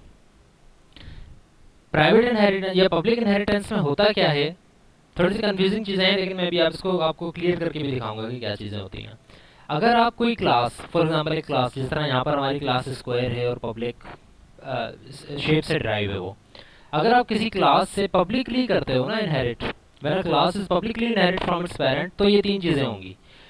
उस पेरेंट क्लास के जो पब्लिक मेंबर्स होंगे वो पब्लिक ही रहेंगे क्लास में, उस पेरेंट क्लास के जो प्रोटेक्टेड मेंबर्स होंगे वो चाइल्ड क्लास में भी प्रोटेक्टेड रहेंगे, और उस क्लास के यानी पेरेंट क्लास के जो प्राइवेट मेंबर्स होंगे वो चाइल्ड क्लास में एक्सेस नहीं हो सकता है। जैसे हमने अभी थोड़ी देर पहले यही बात की थी, वो प्राइवेट है तो वो आप दूसरी क्लास में भी एक्सेस नहीं कर सकता है, प्रोटेक्टेड को आप एक्सेस कर सकते हो, राइट। बिल्कुल इसी तरह अगर आप प्रोटेक्टेड की बात करो तो ये तीन प्रॉपर्टीज़ होंगी कि भाई इसके पेरेंट के पब्लिक को क्या होगा, पेरेंट के प्रोटेक्टेड मेंबर्स को क्या होगा, पेरेंट के प्राइवेट मेंबर्स को क्या होगा। बिल्कुल इसी तरह अगर आप प्राइवेट की बात करते हो तो ये तीन चीज़ें होंगी। अगर आप इसको विजुअली देखना चाहो तो ये आपको यहाँ पर नज़र आ रहा है। Let's suppose A class is a, उसके अंदर तीन चीज़ें डिफाइन है, एक पब्लिक है, एक प्रोटेक्टेड है, एक प्राइवेट है। अगर आप एक बी क्लास बनाते हो और उसको पब्लिकली इनहेरिट करते हो इसे, तो एक्स के साथ क्या होगा, एक्स पब्लिक रहेगा क्योंकि वो पब्लिक है, वाई प्रोटेक्टेड हो जाएगा क्योंकि वो प्रोटेक्टेड है, जेड एक्सेस नहीं हो सकेगा क्योंकि वो प्राइवेट है पब्लिक का, ए का। बिल्कुल इसी तरह अगर आप प्रोटेक्टेडली इनहेरिट करते हो तो ये प्रॉपर्टीज़ होंगी, अगर आप प्राइवेटली इनहेरिट करते हो तो ये प्रॉपर्टीज़ होंगी। हर एक प्रॉपर्टी को हम ऑब्वियसली करके नहीं देख सकते, लेकिन आप लोगों को ये पता होना चाहिए कि ये सारी चीज़ें इस तरह काम करेंगी। तो लेट सपोज अगर आप, सबसे कॉमनली यूज जो इनहेरिटेंस होती है वो पब्लिक इनहेरिटेंस होती है, क्योंकि आप ये चाह रहे होते हो कि जो चीज़ें जैसी हैं इस क्लास के अंदर वो वैसी की वैसी रहें। जब आप पब्लिक इनहेरिटेंस करते हो ना, जिस तरह पब्लिक इनहेरिटेंस है, तो आप देखो कि पब्लिक इनहेरिटेंस के अंदर एक्स की जो प्रॉपर्टी पेरेंट में है वही चाइल्ड में भी आ गई। एक्स पब्लिक था, पब्लिक ही रहा, वाई प्रोटेक्टेड था, प्रोटेक्टेड ही रहा, जेड प्राइवेट था, प्राइवेट ही रहा। लेकिन अगर आप प्रोटेक्टेड और प्राइवेट की बात करते हो तो इसके अंदर थोड़ी सी चीज़ें चेंज हो जाती हैं। यानी कि अगर आप प्रोटेक्टेड इनहेरिटेंस कर रहे हो तो जो पब्लिक था वो भी प्रोटेक्टेड हो गया, जो प्रोटेक्टेड था वो प्रोटेक्टेड ही रहा। इसी तरह प्राइवेट की अगर आप बात करते हो तो प्राइवेट इनहेरिटेंस थोड़ी सी कन्फ्यूजन ये हो जाती है कि पब्लिक भी प्राइवेट हो जाता है, प्रोटेक्टेड भी प्राइवेट हो जाता है, और जो प्राइवेट है वो भी प्राइवेट ही रहता है। तो इस सिचुएशन में ज़्यादातर जो है फीजिबल समझने के लिए वो ये वाली इनहेरिटेंस रहती है, एक ऐसी इनहेरिटेंस जो कि पब्लिक इनहेरिटेंस कहलाती है। यानी कि जो चीज़ जैसी है पेरेंट क्लास में वो वैसी की वैसी इनहेरिट हो जाए, पब्लिक पब्लिक रहे, प्रोटेक्टेड प्रोटेक्टेड रहे, प्राइवेट प्राइवेट रहे, राइट। तो हम भी यही काम करते हैं, हम अपनी इनहेरिटेंस जो है वो पब्लिक इनहेरिटेंस करते हैं। पब्लिक इनहेरिटेंस का मतलब ये है कि भाई शेप से अगर आपने इनहेरिट किया है तो जो चीज़ प्राइवेट थी वो प्राइवेट ही रहेगी, जो चीज़ पब्लिक है वो पब्लिक ही रहेगी, कोई क्लास में चेंज नहीं आएगा। बस ऐसे समझें कि ये चीज़ यहाँ से कॉपी हुई और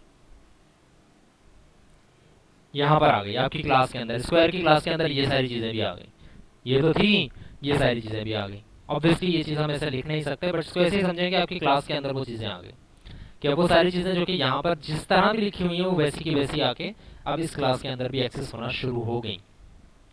अब ये है कि आप जिस तरह एरिया आ गया है इस क्लास के अंदर, स्क्वायर डॉट एच अगर इससे इनहेरिट हो गई है, इसका मतलब है कि शेप की सारी चीज़ें इसके अंदर हैं। यानी कि मैं स्क्वायर के अंदर से एरिया को भी प्रिंट कर सकता हूँ, एरिया इज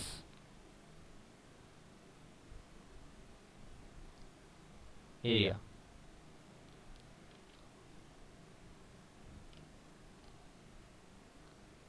बट एक इशू ये है कि एरिया का जो मेंबर है, डेटा मेंबर है, वो प्राइवेट है, और प्राइवेट का मतलब यही है कि वो सिर्फ इसी क्लास में इनहेरिटेड है, राइट।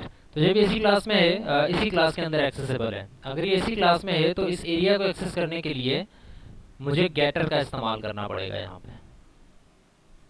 ऑल्दो इसके अंदर एरिया है, इस क्लास के अंदर एरिया का वो बना हुआ है, क्या कहते हैं उसको, डेटा मेंबर बन चुका है, बट वो इस क्लास का प्राइवेट नहीं है, वो एरिया यहाँ नहीं बना, ऐसे नहीं बना है वो एरिया बन गया है, लेकिन वो है एग्जिस्ट इसी क्लास में कर रहा है।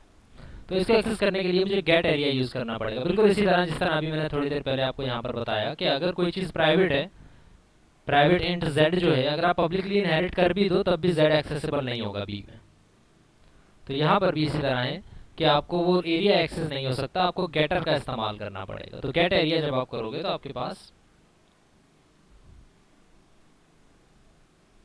वो एरिया आ जाएगा, गेट एरिया का फंक्शन। नाउ रिमेंबर कि गेट एरिया का फंक्शन जो है वो भी इसी क्लास में है, लेकिन चूंकि ये इस क्लास से इनहेरिट हुई हुई है स्क्वायर की क्लास, तो गेट एरिया का फंक्शन आप यहाँ पर एक्सेस कर सकते हो। समझ आई बात? या आप एक दूसरा काम भी कर सकते हो, आप बजाय इसके गेट एरिया करके यहाँ पर प्रिंट करवाओ, आप डायरेक्ट प्रिंट शेप का फंक्शन कॉल कर लो जो कि प्रिंट कर दे। तो हम यही करते हैं कि प्रिंट का फंक्शन कॉल कर लेते हैं, ताकि, क्योंकि इस प्रिंट के फंक्शन को मैं कॉल क्यों करना चाह रहा हूँ, क्योंकि ये मुझे प्रिंट करने से पहले बताएगा अभी कि मैं कौन से फंक्शन से प्रिंट कर रहा हूँ। ठीक है, तो थोड़ी सी एक फॉर्मुलेट हो जाएगी हमारी आउटपुट। तो मैं प्रिंट शेप का फंक्शन कॉल करता हूँ। इसके बाद में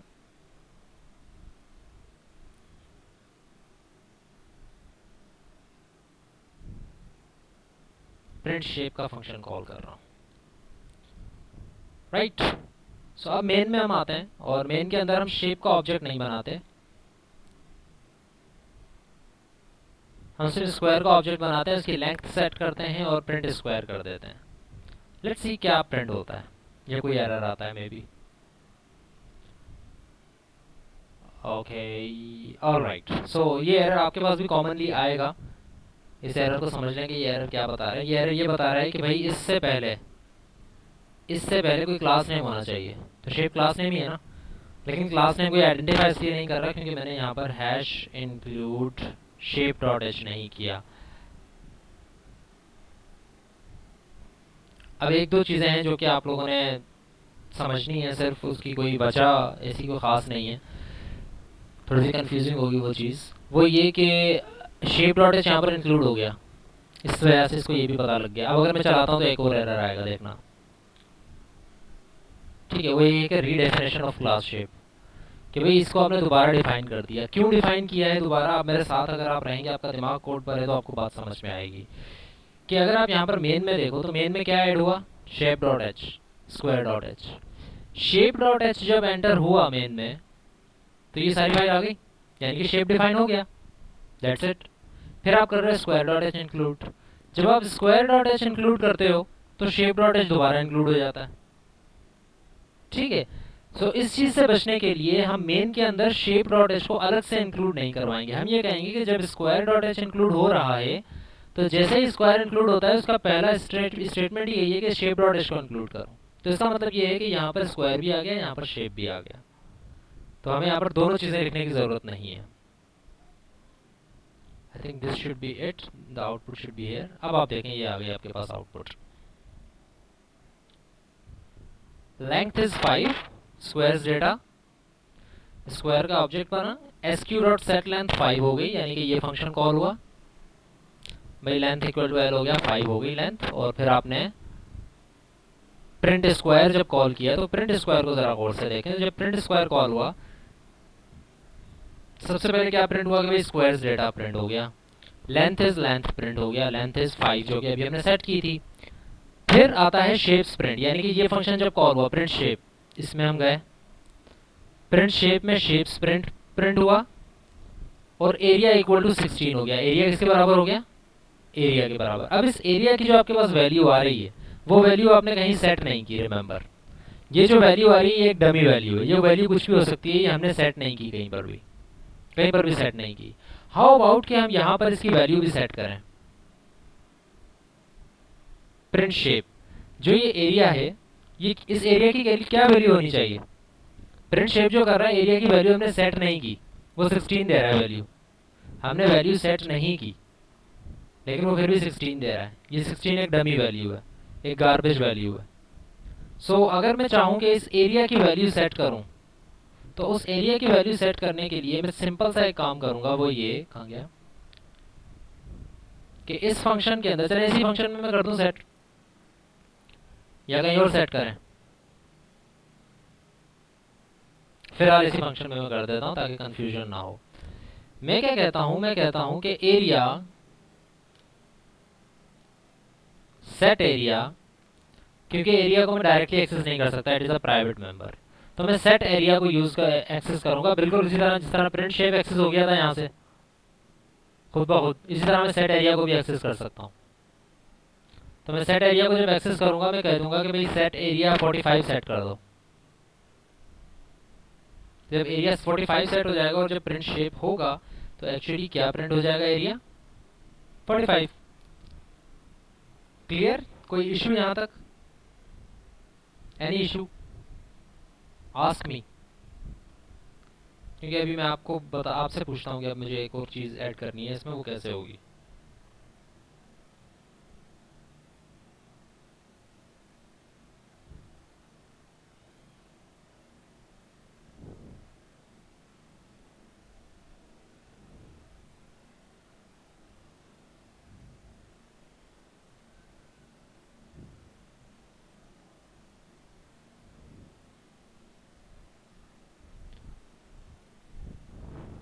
मेन क्लास में सेट नहीं कर सकते?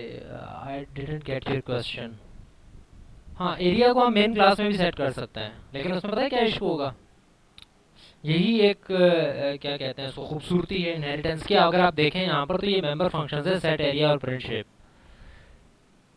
ये सेट एरिया और प्रिंट शेप के फंक्शंस बगैर ऑब्जेक्ट के कॉल हो रहे हैं, वरना मेन में अगर आप कॉल करोगे तो ऐसे कॉल करना पड़ेगा, ओबीजे डॉट कोई ऑब्जेक्ट बनेगा शेप का, उसके बाद ये कॉल होगा। लेकिन यहाँ पर आप देखो तो सेट एरिया बगैर शेप का ऑब्जेक्ट बनाए, मैं यहाँ से बगैर ऑब्जेक्ट के सेट एरिया का फंक्शन कॉल कर रहा हूँ, क्योंकि शेप का ऑब्जेक्ट एक्सप्लिसिटली नहीं बना, बल्कि जैसे ही स्क्वायर की चीज़ें बनी तो शेप की चीज़ें भी बन गई, क्योंकि स्क्वायर जो है वो इनहेरिटेड है शेप से।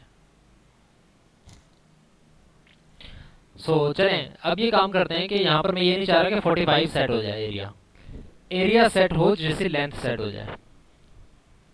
जो आपकी लेंथ है उसके हिसाब से एरिया सेट होना चाहिए। कैसे होती है लेंथ सेट? एरिया कैसे कैलकुलेट होता है एक स्क्वायर का? स्क्वायर का एरिया कैसे कैलकुलेट होता है?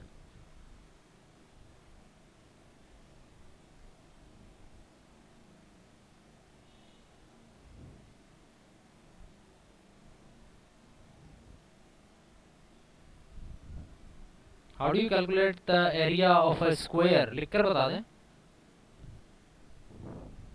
जी मुजफ्फर। सर सर ये आप मेरी चैट ऑन नहीं हो रही है, मैं आपको मैसेज कर रहा हूँ, जा ही नहीं ले लिखा हुआ अच्छा है ठीक सर, है, वेयर बोलें। Is not.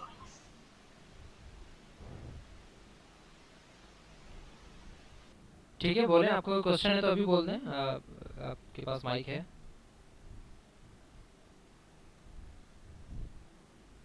Alright, no.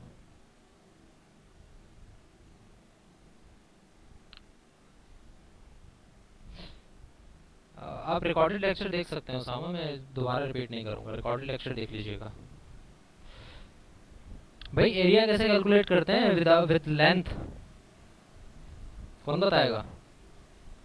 क्योंकि ए स्क्वायर होता है, जैसे A equal to A square, length to height को मल्टीप्लाई बिल्कुल करवाएंगे यानी बिल्कुल प्लस सही है, पार्ट लेंगे तो हमारे पास एक। बिल्कुल और सर सही है। जी जी। मेरी चैट ऑन कर दें। चैट आई थिंक ऑन है सबकी, I don't know why is there an issue. आप करके देखें, कोई मैसेज इंशाल्लाह आ जाएगा, वरना आप रेज हैंड कर दीजिएगा, मैं आपको अनम्यूट कर लूँगा according to my time. Thank you. So alright class, screen I think सब तक आ रही है या?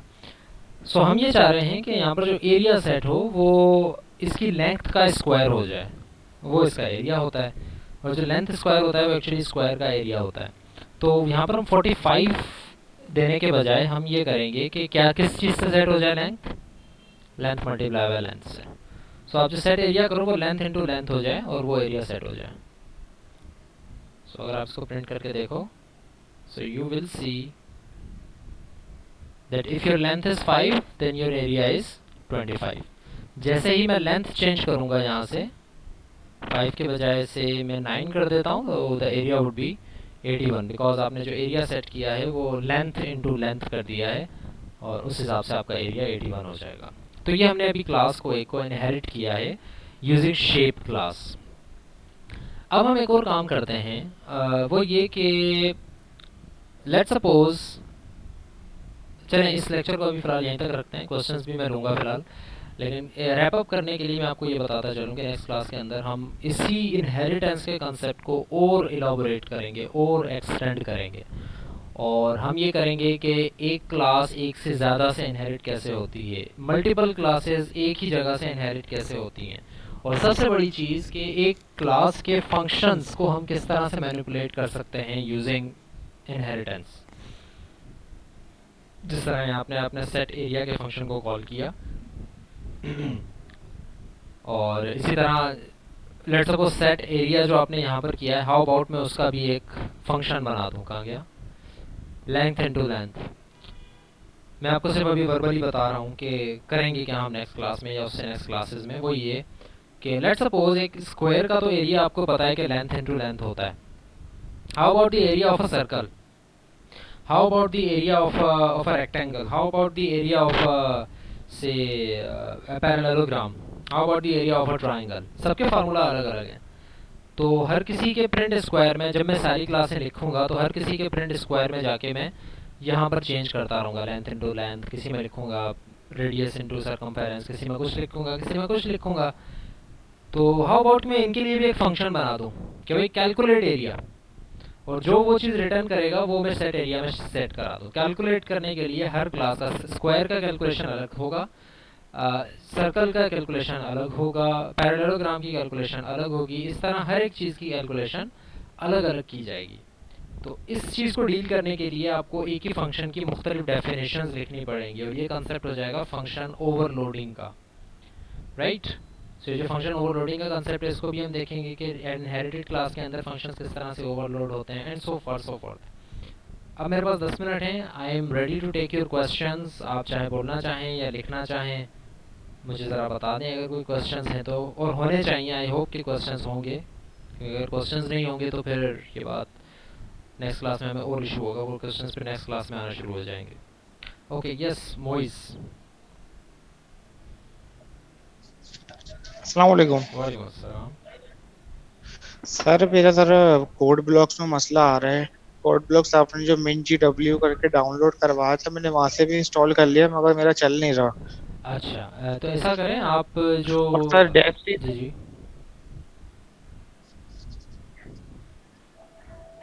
बोले मोइस। जी सर। सर डेव सी में भी मसला आ रहा है। डेव सी में अगर हम जैसे 3 फाइल बना के मैं कर रहा हूँ ना, अब मैं जैसे रन कर रहा हूँ कोई एक चौथी फाइल बनने जा रही है, नहीं उसमें पता नहीं क्या क्या लिखा हुआ आ रहा है। अच्छा, मैंने आपको ये कहा था पहले दूसरे स्टूडेंट्स को भी, शायद आपको मैं ये बताना भूल गया या आप उस क्लास में नहीं थे। अब मैं ये कोशिश कर रहा हूँ कि कोड ब्लॉक्स पर ही आ जाएं सब, ठीक है। अब मसला ये है कि कोड ब्लॉक्स में आपको जो इशू आ रहा है उसको कैसे डील करें। तो आई थिंक किसी लेक्चर में मैंने ये बताया था, अगर आपको वो चीज़ मिल जाती है तो सही है, वरना मैं आपको दोबारा बता देता हूँ यहाँ पर कि जो मिनजी डब्ल्यू सर आपका बना आवाज होगा ना, कट कट के आ रही है। जो आपका मिनजी डब्ल्यू बना होगा, अगेन मैं आपको ये बताता चलूँ कि मैं ये चीज़ दोबारा बता रहा हूँ तो आपको ये रिकॉर्डेड लेक्चर में भी मिल जाएगी। तो टाइम ज़रा नोट कर लें, 250 के ऊपर मैं आपको ये बात बता रहा हूँ, अगर आप नहीं देख सके तो वहाँ जाकर देख लीजिएगा। तो भाई आपका जहाँ पर कोड ब्लॉक्स का इशू है ना, तो कोड ब्लॉक्स का ये है कि जब जहाँ पर आपका कोड ब्लॉक्स इंस्टॉल्ड है उस कोड ब्लॉक्स को खोलें, मिन जी डब्ल्यू का अलग फोल्डर होगा उसको खोलें, बिन के फोल्डर को खोलें, पर नहीं सर वो चीज भी कर ली। ठीक है, फिर उसके बाद भी इशू सॉल्व नहीं हो रहा। सर ये चीज भी कर ली प्रॉपर्टीज में आके, जो आपने एनवायरनमेंट वेरिएबल वेरिएबल सेट लिखवा कर था दिया, वेरिएबल में कॉपी। यस सर, सर हो गया। ठीक है, उसके बाद क्या हुआ, सर नहीं चल रहा, खुल ही नहीं रहा सर। उसके बाद भी नहीं खुल रहा। आई don't know what the issue sir या मे फिर बी देयर। विंडोज का तो मसला नहीं है क्योंकि मैं विंडोज 7 यूज कर रहा हूँ। नहीं, विंडोज़ का तो कोई मसला नहीं होना चाहिए, विंडोज़ 7 पर भी सही चलता है, कोड ब्लॉक्स तो काफ़ी पुराना है, सब चीज़ों के ऊपर सही तो चलता सर है। ये चल नहीं रहा। आप ऐसा करें, फिर सारी चीज़ें अनइंस्टॉल कर दें कोड ब्लॉक्स की, और फिर दोबारा से इंस्टॉल करने की कोशिश करें, या अगर आपके पास विंडो काफ़ी अरसे से इंस्टॉल हुई हुई है तो आई थिंक उसको आप रिफ़्रेश कर लें एक दफ़ा, होपफुली कोई सर मसला नहीं, सॉल्व विंडो हो तो जाए। अभी 1 डेढ़ महीने पहले ही करी है। बस फिर आप ये ट्राई करें कि कोड ब्लॉक्स की सारी चीज़ें अनइंस्टॉल करें पहले, हर एक तरह से, हर जगह जाकर डिलीट कर दें उन चीज़ों को, और फिर दोबारा इंस्टॉल करें उसको डाउनलोड करके, और फिर भी अगर कोई इशू है तो ईमेल पर मुझे स्क्रीनशॉट्स के साथ मुझे भेज दें, मैं कोशिश करूँगा, अगर मुझे मसला समझ में आया तो मैं बता दूँगा। लेकिन अब ऑनलाइन क्लासेस से एक ये इशू हो गया है कि वी कांट लाइक, आप मेरे पास लैपटॉप लेकर या स्क्रीन दिखाकर आप मुझे बता नहीं सकते कि सर ये ऐसे ऐसे मसला है, इसको क्या करें। तो उस चीज़ को आपको खुद टैकल करना पड़ेगा। बट ट्राई कि अगर आपका कोई मसला हल नहीं हो पाता है तो आप मुझे ईमेल कर दें, लेकिन कोशिश करें कि अनइंस्टॉल करके फिर दोबारा से ज़ीरो से इंस्टॉल करें, होपफुली मसला हल हो जाना चाहिए। So try again. Mohammad Huzaifa क्या कह रहे हैं? ठीक है ठीक है।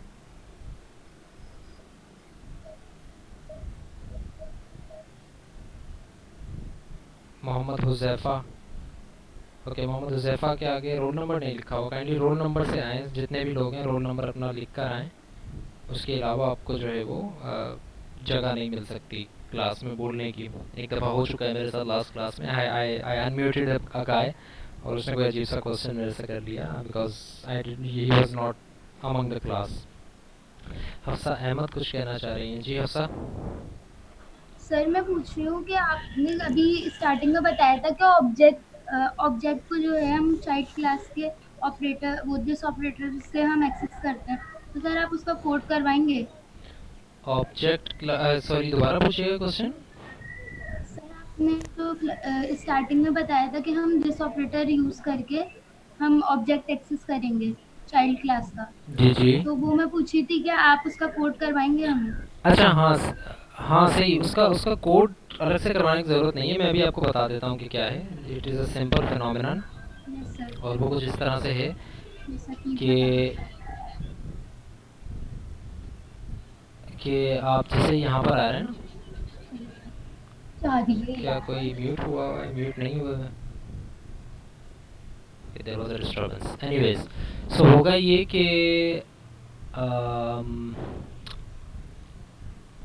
राइट, जैसे आपने सेट एरिया कॉल किया ना, इसमें आपने जब लेट सपोज ये चीज़ पब्लिक होती, हमने पब्लिक की नहीं, लेट सपोज ये चीज़ पब्लिक होती एरिया, तो आप जब एरिया को एक्सेस करते हैं या जैसे शेप के अंदर अगर आप आते हैं तो इसके अंदर जो ये एरिया प्रिंट हो रहा है, ये सिर्फ एरिया प्रिंट हो रहा है ना।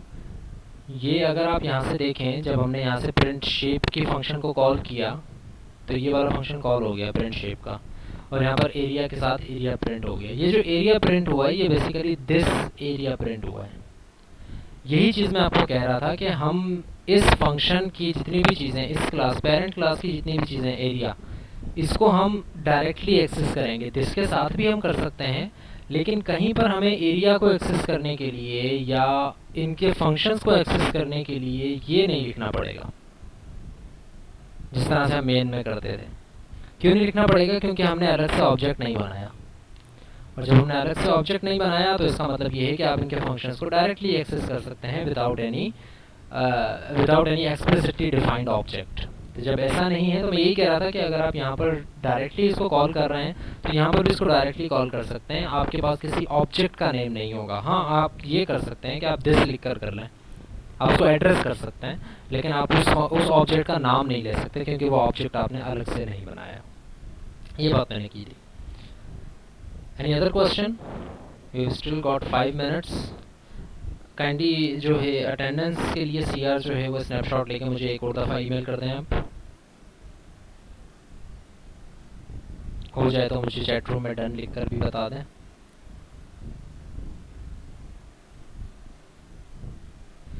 There is a possibility, Nimra Naeem, there is a possibility, I am talking to all the class कि next week में क्विज हो जाए, next क्लास में नहीं, next week में मे बी क्विज हो जाए।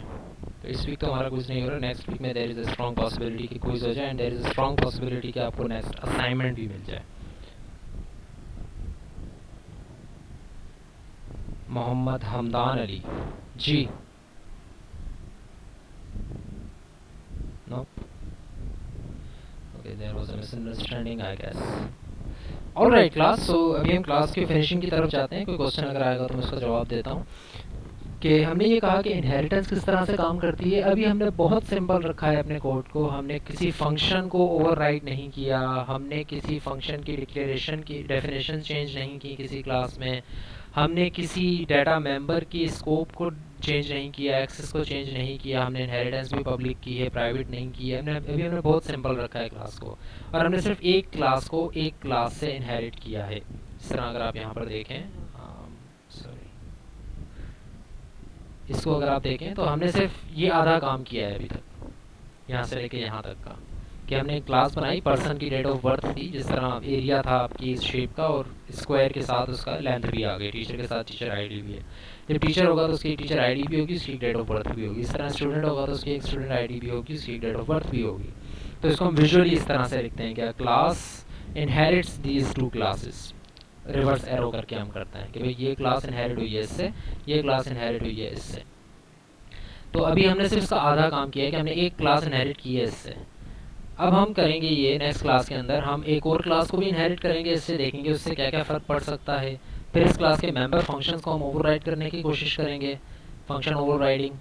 और उसके बाद हम इस पूरी तस्वीर को मिरर इमेज बनाकर भी करने की कोशिश करेंगे, विच मीन्स कि वी विल ट्राई कि दो क्लासेस से एक क्लास कैसे ड्राइव होती है। अभी एक क्लास से दो हो रही हैं, दो या दो से ज़्यादा क्लासेस से एक क्लास कैसे ड्राइव हो सकती है, दैट इज़ मल्टीपल इनहेरिटेंस। फिर हाइब्रिड इनहेरिटेंस के ऊपर आएंगे, और इस तरह बहुत सारे टॉपिक्स हैं जिनको हम डिस्कस करेंगे। So I think this should be it for now. लाजमी तौर पर आज के कोड को आपने जाकर देखना है, रन करना है, उसमें चेंजेस करके भी देखनी है आपने हर तरह की नेक्स्ट क्लास के अंदर, ताकि हम जो काम करें उसमें आपको पिछली क्लास के क्वेश्चंस ना हो, बल्कि हम आगे की तरफ बढ़ें। So I am not saying try to do this, but लाजमी है आपके ऊपर कि आप जो आज का सोर्स कोड है मैं शेयर कर देता हूँ अभी, वो आप लाजमी तौर पर जाकर क्लास के साथ जाकर अपने कंप्यूटर पे अपने मशीन के ऊपर रन करें। ओएस अहमद, आप जो कह रहे हैं SOR लिखा हुआ है, आप साइड में जो मुखातिब कर रहे हैं, क्या कह रहे हैं ज़रा मुझे लिख के बता दें। अच्छा, टॉपिक मैं आपको हमेशा से बताता रहता हूँ कि टॉपिक वही होंगे जो कि लास्ट क्विज से लेके अब तक हमने पढ़े हैं। लास्ट क्विज में हमने जो टॉपिक कवर कर लिए थे वो हम इस क्विज के अंदर नहीं करेंगे कवर, ऑल्दो एक दो क्वेश्चन उससे रिलेटेड हो सकते हैं, बट पूरा टॉपिक उस पर रिलेटेड नहीं होगा। Out of 10 questions I think 8 questions हमारे मेन टॉपिक पर होंगे, उन टॉपिक्स के ऊपर जो टॉपिक हमने उस क्विज के बाद किए हैं। हो सकता है एक आधा क्वेश्चन दिस पॉइंटर से या सिर्फ बेसिक्स में से मैं पूछ लूँ, ठीक है। तो टॉपिक आपके पास 100% नॉलेज होनी चाहिए, लिमिटेशंस नहीं है टॉपिक की, ठीक है। सोर्स कोड मैं ऐड कर दूँ ये वाला, this one right, inheritance CDE, date भी डाल देते हैं आगे।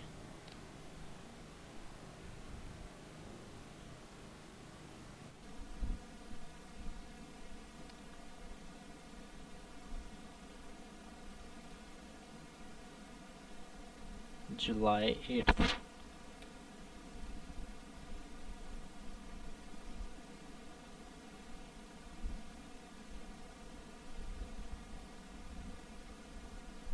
ठीक है, तो कोड आपका मैंने ऐड कर दिया है, काइंडली जाकर इसको देखिएगा, अच्छी तरह रन करके देखिएगा। There should not be any issue regarding that, और फिर हम इसी टॉपिक को कंटिन्यू करेंगे इंशाल्लाह नेक्स्ट क्लास के अंदर। Thank you very much, see you in next class.